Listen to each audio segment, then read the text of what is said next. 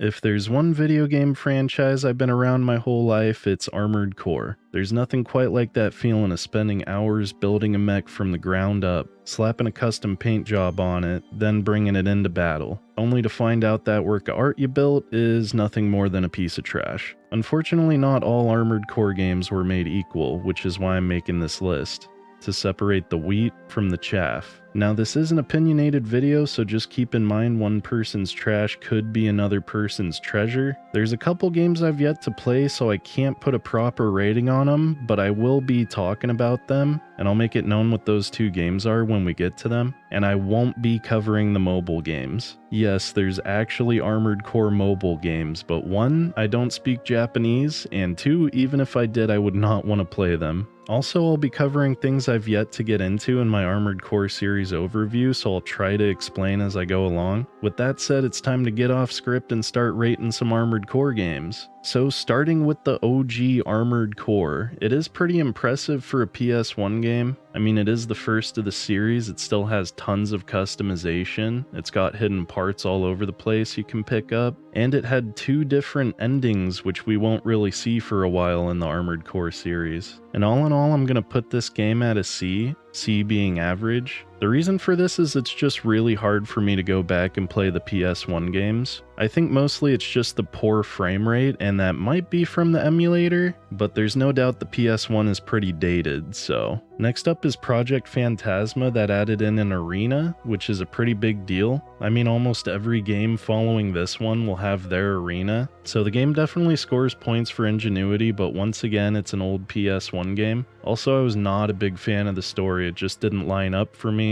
I started getting annoyed by the antagonist constantly escaping when he shouldn't have. And you don't really play as a mercenary like you do in any of the other Armored Core games, which just kind of makes it weird. You're kind of a hero trying to stop this doomsday organization. For me, it scores in D for the faulty story. And moving on to the final game on the PS1, Master of Arena. It's definitely my favorite out of the PS1 games. There's even more parts than there was in Project Phantasma, and it had a pretty solid story. There was fewer missions, but to make up for it, there was more focus on the arena, and there was actually a whole nother disc that had tons of arena opponents on it. Sadly, I have not tried out disc 2, I know I should, but once again, it's an old game, and it's got frame rate issues, at least when I play it, so I'm gonna put it at C. Maybe it would score a point higher if I went and checked out disc 2, I've heard it's pretty good, but for now it's resting at the highest spot in the C category. Now, Armored Core 2 was the first ever Armored Core game that I owned. It got me into the series. So I might be a little bit biased towards this one, but it's really cool because the story is the only story that takes place on Mars and not Earth. All the other games were on Earth. And I really like the antagonist of the game, Klein. And in some way, apparently this game is related to the PS1 games. The player character in Master of Arena is the antagonist for Armored Core 2. And visually, somehow the ACs look better than they did in any of the other PS2 games, but it's just the ACs.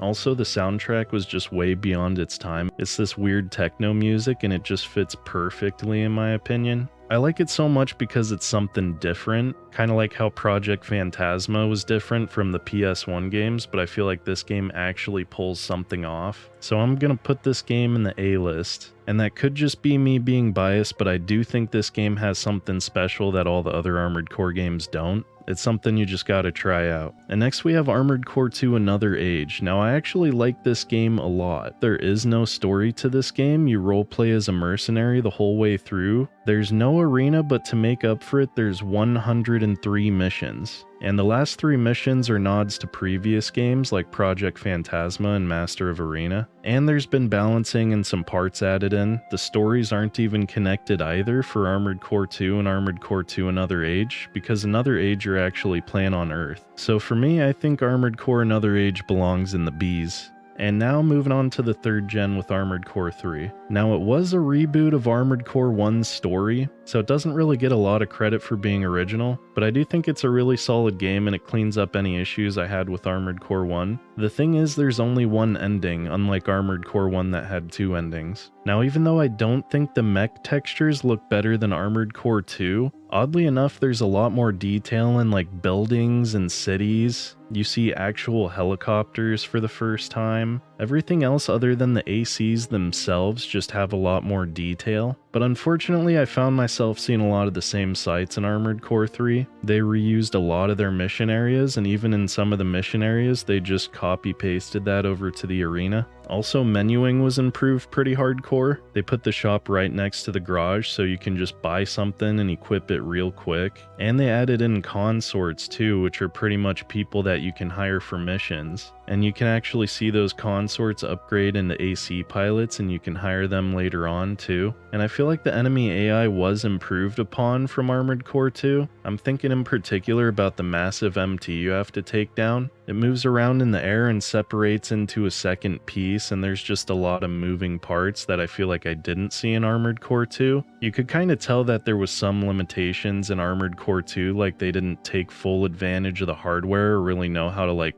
program 100%, and there are more parts in Armored Core 3 versus Armored Core 2, and since they're the start of their own generation, that's kind of a big deal. I almost forgot to mention my favorite part of Armored Core 3 was unlocking OP Intensify. It works like Human Plus, except you can only use it as an optional part, and you have to equip it, and then to get each one of the abilities you have to go around and complete hidden objectives with the optional part equipped. It was really cool, and it added a good extra hour of content into the game, and just working up to finally get OP Intensify, that's like one of the best rewards for finishing a game. And of course, being able to transfer that into Silent Line is just that much more rewarding. So Armored Core 3 goes in the A category, right above Armored Core 2. And now we have my favorite game in the Armored Core series, Silent Line. I think there's no question that I'm going to put this at the very top, seeing how it's my favorite game. The reason why is there's tons of new parts, and how you earn those parts is pretty cool too. Every mission has on average 3 parts that you can unlock by completing hidden objectives. It's one of those games where you want to have a guide close to you to find all the parts, but it's extremely rewarding, and also it was the first game to really take advantage of dual wielding. The only issue is the bad controls. I already explained it in my video, it's sadly the worst part of the game. And Armored Core 3 and Silent Line work well combined with each other. The thing is, you can carry over your save from Armored Core 3 to Silent Line. So all those cool parts like the Moonlight Blade and the Orbital Core that's really good, you can transfer over to Silent Line. And Silent Line is a much more difficult game, so you're definitely going to appreciate those parts and get some use out of them. It's kind of like these games are like the perfect 2-part game series where they really should just be one single game in my opinion. I also think Silent Line reused a lot less of their content compared to Armored Core 3, and as I said, the game is much harder, which is something I personally enjoy. It's kind of funny because in Armored Core 2 they were limiting health of ACs that you would fight in missions, and it was just totally unnecessary, and they would even heal you up in between loading screens, but Silent Line really doesn't have any of that, and they throw more of a challenge at you. Like, not only are you fighting more ACs, but those ACs start with full health. Also, I almost forgot to mention the programmable AI in Silent Line. You can build a mech, register it as an AI, and then you can use that AI in the arena to increase its knowledge. And the more you win, the better it gets pretty much. You can actually make your mech so good that it can easily compete with some of the higher ranking arena opponents. And it's a really cool concept, it just sucks it never carried over into anything else, except maybe UNACs from Verdict Day, but I mean that's plenty of games away.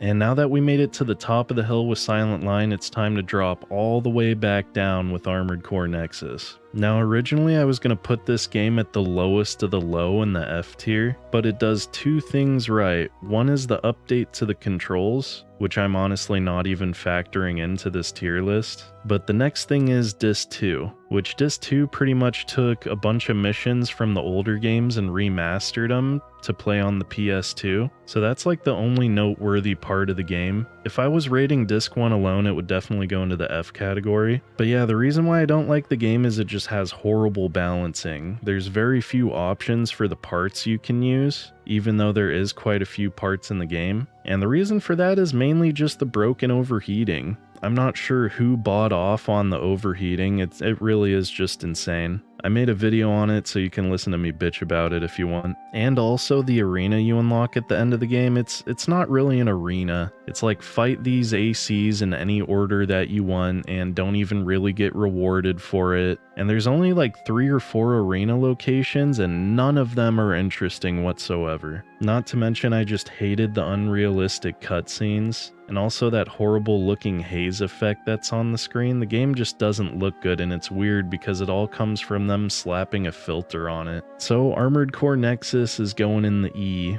And next is Formula Front. Now sadly this is not a game I've played. It only released on the PSP in the western side of the world and on PS2, but only in Japan. So it's a game I really need to try out. Pretty much what it is they took parts from the old Armored Core games and slapped them into this one. And you kind of program your own AI to react differently and stuff like that. And it's just a really interesting concept with tons of parts in it. And these AIs you battle off in an arena to try and get to the top. It's more of a customization and watch them battle type of game. So yeah, I really got to try this game out, and I can't really fit it into any rating because I haven't given it a shot, so I'm just keeping it here at C out of the way. And now we have Ninebreaker, and the big issue with Ninebreaker is that it's in between Nexus and Last Raven, which the story of those two games like go hand in hand. The second you finish that game, it's off to the next game. So this game somehow came out in the middle, but it must be in a different universe or something because you're living in a world of peace. And your whole objective is to just train, I guess. You don't even really buy parts. Instead, what you do is complete challenges. It might be a time challenge where you have to navigate through obstacles in front of you. It might be something like land on the platforms. It might be something like get this high. And there is also a pretty big arena. But yeah, it's just the fact it really doesn't have any story, and it's such a weird concept. I don't really like it. Now I do need to retry it. It's been quite a few years since I played it last. But for now, going off my memory, this thing goes straight in the D category. And moving on to Last Raven, I do have a lot of respect for it. Number one, it's one of the hardest games in the series, for sure. Honestly, I should probably just say it's the hardest at this point. And they did a good job rebalancing everything. I'd say the game's in a good spot when it comes to balancing. The one thing I don't like, but other people might like, is that parts break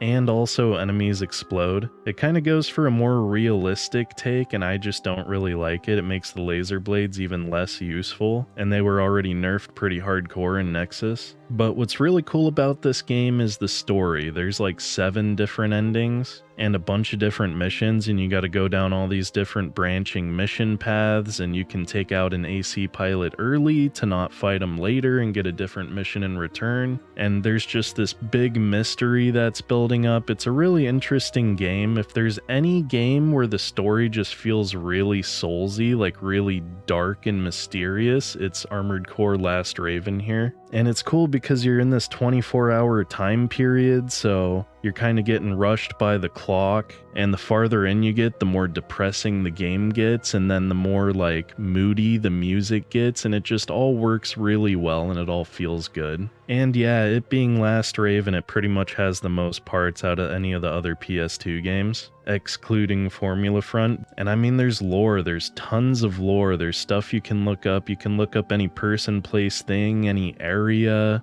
It's just like there's so much lore. It really is just an awesome story. So yeah, Last Raven definitely gets the highest B. I still like Armored Core 2 and Armored Core 3's gameplay more, which is why they're above. But you can't sleep on Last Raven. This game is definitely some people's favorites, and it has better controls. So that might be a reason in and of itself to rate it higher than the other games. And now we get to move on to the PS3 and Xbox 360 era, Gen 4. Now, Armored Core 4 really mixed it up a lot. Instead of overheating, it introduced a primal armor system, which is pretty much an energy shield, which if you get damaged, it goes down. And I mean, it's not just a simple energy shield, there's a bunch of different stats behind it and stuff like that. And also Human Plus has made a return, and now it's a standard, you just automatically start with it. I forgot to mention it was removed in Nexus, but honestly I don't even really think that's a factor in why I rate Nexus so poorly, even though I love Human Plus. But yeah, to balance out being able to fire back weapons, they included a stat called Stability, so the heavier parts you use, the less recoil you have.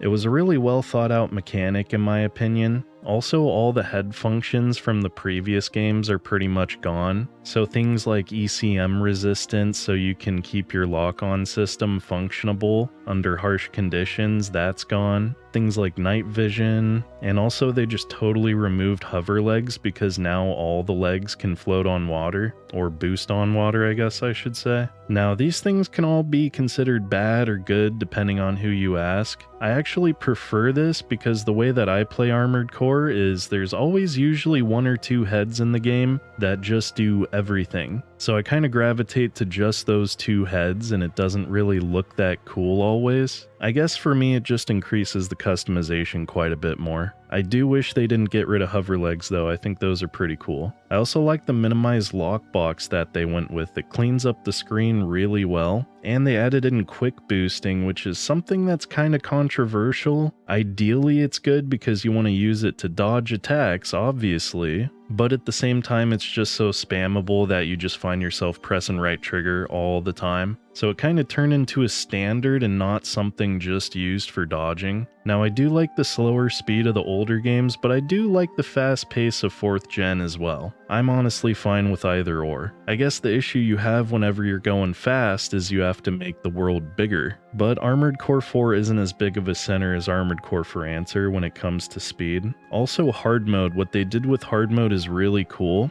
Pretty much there was a hard mode in previous games and all it would do is minimize your lockbox. But in Armored Core 4 and for Answer, you can actually go on hard missions after you beat the normal mode for them, and there'll actually be some differences. I do think Armored Core 4 had some downsides. First, lack of parts. I mean, we're coming from Last Raven, there's definitely a lack of parts in Armored Core 4, and even compared to some of the other starting games. That on top of the fact there's just not a lot of mission variety, there's a lot of indoor missions. I think it was a little bit overly cinematic, like every time you finish a mission you just get a vomit cam. The garage is atrocious. You can't even look up descriptions of what things do, it's just not good. It's honestly one of the worst menus in any Armored Core game. So Armored Core 4 is honestly going in the lowest part of C. The reason for this is mainly because Armored Core for Answer exists. So that brings up Armored Core for Answer, which goes into the S tier. So it really is just Armored Core 4 with more parts. It's faster than Armored Core 4, which might be a downside, especially when you use some of the lightest mechs in the game. It almost gets uncontrollable with how fast they are. But I just feel like with all the extra parts they added, this game has like some of the best, most balanced customization, which I guess comes from being able to update the game, unlike the previous games where they'd change things so much that they couldn't really properly balance it. So yeah, For Answer definitely took advantage of updates. I mean, I've just built some of the coolest shit in this game. I really liked all the new parts they added. Everything just works really well. Another thing they added in is assault armor. So you kinda saw it in the Armored Core 6 trailer. You can actually lose all your primal energy and use it as like a 360-degree blast, but your shields have to recharge up again over time. And it's like a 30-second timer before they start recharging again, so it puts you in a very vulnerable position. Also, the Vanguard Overboost, what you see in the trailer, you can actually use that thing, the Vanguard Overboost, and man, that thing just goes flying, and Armored Core really is just like pure speed, which, you know, it might be over the top, but it's just really cool. and sometimes pretty funny. But the reason why this game in particular scores so high is its bosses. There's these massive things called arms forts, and they're just some of the most creative, thought-out bosses. I mean, bro, you can't get much better than Spirit of Motherwill. That's like one of the best missions out of the whole Armored Core series. And I really like the Answerer. I really like the Great Wall. I mean, honestly, all the arms forts I just like. And another big thing is there's not a lot of indoor missions. I think there's only like a couple of them. And I mean, just everything good that came from Armored Core 4 is obviously in this game, like hard mode missions. Just adds in a bunch more content. And now that we reach the mountain again, it's time to drop back down into the valley with Armored Core 5. Now, the concept was interesting, but they changed up the Armored Core series so much. It's so weird because people from like the 3rd gen will say, oh, 4th gen, Armored Core 4 and For Answer, it mixed up the series way too much, it's totally different. Yet Armored Core 5 is something truly different. Like, you gotta go into scan mode to save your energy and the game's just a lot slower paced. The parts kinda look like crap bolted on, and I mean they're supposed to be, because there's kind of a story thing going on with the primal armor. So they don't want to use primal armor anymore, so you're pretty much just using a shittier AC out of scrap, made out of scrap. I mean, you can't even fly anymore, all you can do is jump up on buildings. The game got a lot slower, and I realized why they did that, because they wanted it to be this big multiplayer game. Here's the thing, this game isn't Fortnite, this game isn't Call of Duty. The mecha genre really wasn't that big at that time. I mean, it still might not be that big today. We'll see how Armored Core 6 does. But to focus 90% of your game on multiplayer is just not a good idea. The community will just die out way too fast. And it's kind of going to be hard for me to review these games because they were so heavily focused on multiplayer. But you know, I remembered getting Armored Core 5 and it just was not balanced either on launch. After the first couple weeks, you just saw the same builds running around. It just wasn't any fun. The whole thing with collecting these higher rarity weapons that have better stats, it was just weird and bizarre and not Armored Core for me. Now, I know some people, especially people that started with Armored Core 5 or Verdict Day on release, I know they love the game. But as someone that's played all of them before, I really do think it's way too far out of line. So I'm actually gonna put this game at an F. And then we have Verdict Day. I actually can't say much about Verdict Day because I've never played it. I played like an hour of it, and it obviously has a lot more parts than Armored Core 5, you know, because it's like the direct sequel. I've seen there's something cool called UNACs, which are pretty much these mechs that you get to program and help you through missions. It all sounds really fun, but once again, it's 90% a multiplayer game. I guess there is some story behind it, so you know, I'm looking forward to playing it, but at the same time, I'm really not. So I can't vote on it, but just from what I could think, it would probably be in the D. But we'll have to find that out. And that was my tier list of every Armored Core game. And I was originally going to thank you guys for 2,000 subscribers, but we kind of flew past that and now we're over 3,000. So thank you all for the support. I'll be working on another video and it'll get out before I go on vacation. It's going to be a video on what I want from Armored Core 6. And I'll be doing a live stream this weekend, so if you want to tune in for that. Unfortunately, I'm going to have to wait till I get back to even start working on the next series overview video, so that'll probably come out towards the end of January. I wish I could just get it done now, but yeah, I gotta go on vacation. I already bought the tickets and everything. So join me this weekend, and I hope you all have a good day.